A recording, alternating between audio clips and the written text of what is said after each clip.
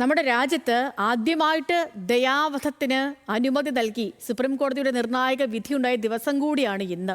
13 വർഷമായിട്ട് കോമ സ്റ്റേജിൽ കഴിയുകയായിരുന്ന പഞ്ചാബ് സ്വദേശി ഹരീഷ് റാണയുടെ ജീവൻ രക്ഷാ ഉപകരണങ്ങൾ പിൻവലിക്കാൻ ബന്ധുക്കൾക്ക് സുപ്രീം കോടതി അനുമതി നൽകി. അന്തസ്സോടെ മരിക്കാനുള്ള മൗലികാവകാശം അംഗീകരിച്ചാണ് കോടതിയുടെ ഈ സുപ്രധാന ഇടപെടൽ.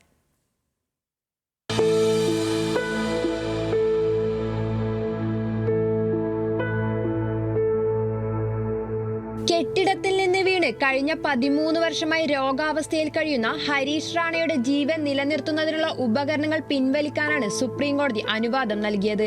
രാജ്യത്ത് ആദ്യമായാണ് ദയാവധത്തിന് അനുമതി നൽകുന്നത്. Justice JB Pardiwala, justice KV Viswanathan എന്നിവരടങ്ങിയ ബെഞ്ചിന്റേതാണ് നിർണായക ഉത്തരവ്.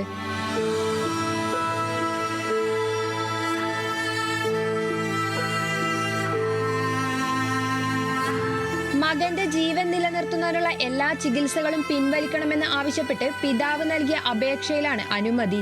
അന്തസ്സോടെ മരിക്കാൻ പൗരന് മൗലികമായ അവകാശമുണ്ടെന്ന വാദം അംഗീകരിച്ചാണ് സുപ്രീം കോടതിയുടെ അനുഭാവപൂർവമായ ഇടപെടൽ.